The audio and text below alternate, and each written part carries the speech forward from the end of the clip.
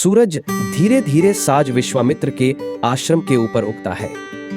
पक्षी मधुर स्वर में चहक रहे हैं और अयोध्या के महान राजकुमार राम और लक्ष्मण अपने दिन का प्रशिक्षण शुरू करते हैं। शाशी विश्वामित्र ने उन्हें ज्ञान और उद्देश्य के साथ मार्गदर्शन दिया है, क्योंकि उनकी ताकत दुनिया को बुरी शक्तियों से मुक्त करने के लिए है। राम और लक्ष्मण अपने धनुष हाथ में लिए और साहस से भरे हुए खसी विश्वामित्र के साथ जंगल में गहराई तक जाते हैं। अशी उन्हें एक पवित्र स्थान पर ले जाते हैं, जहां वे एक शक्तिशाली यज्ञ करने की योजना बना रहे हैं।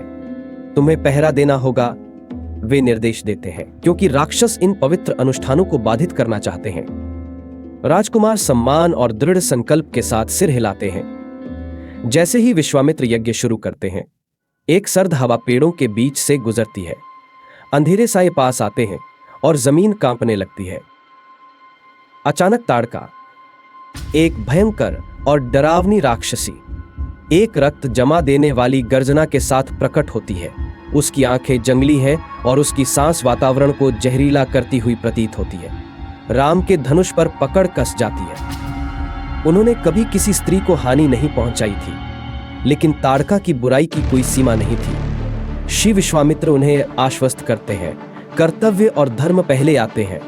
बिना उसके आतंक के दुनिया अधिक सुरक्षित होगी। राम अपना धनुष उठाते हैं, निशाना लगाते हैं और एक शक्तिशाली तीर से ताड़का के आतंक को समाप्त कर देते हैं। जंगल राहत की सांस लेता है और भूमि में फिर से प्रकाश लौट आता है।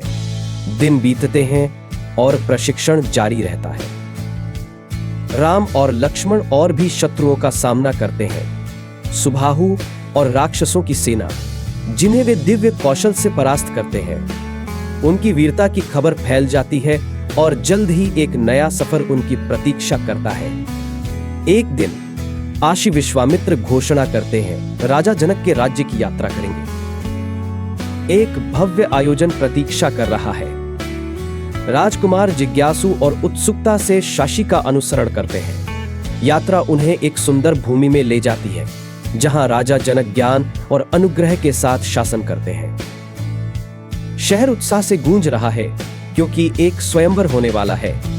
महल के मध्य में राजा जनक अतिथियों का स्वागत करते हैं। वे घोषणा करते हैं, मेरी एक पुत्री सीता है।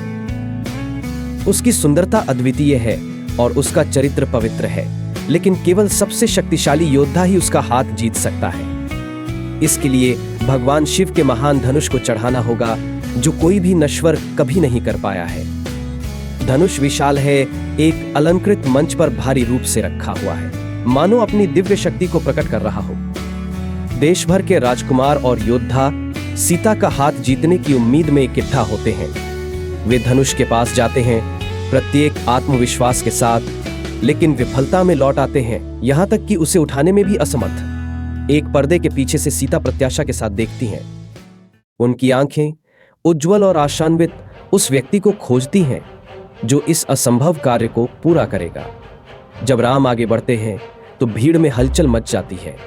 उनकी उपस्थिति शांत है, उनके कदम उद्देश्यपूर्ण। राम बुजुर्गों को प्रणाम करते हैं, उनका आशीर्वाद मांगते हैं।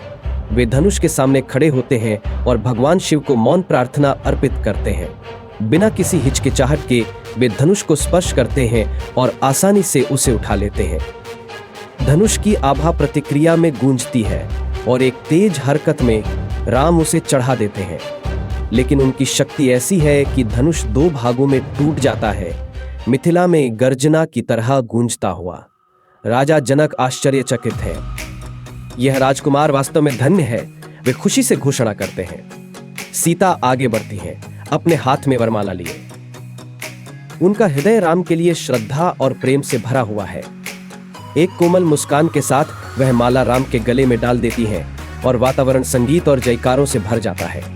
राज्य राम और सीता के मिलन पर प्रसन्नता मनाता है। एक दिव्य जोड़ी जो धर्म का पालन करेगी और दुनिया को आशीर्वाद देगी। उत्सव कई दिनों तक चलता है। संगीत, नृत्य और आनंद हर कोने को प्रकाशमान कर देते हैं। जैसे जैसे उत्सव जारी रहता है, राम और सीता साथ खड़े होते हैं, उन परीक्षाओं और साहसिक कार्यों से अनजान जो अभी भी उनके रास्ते में है।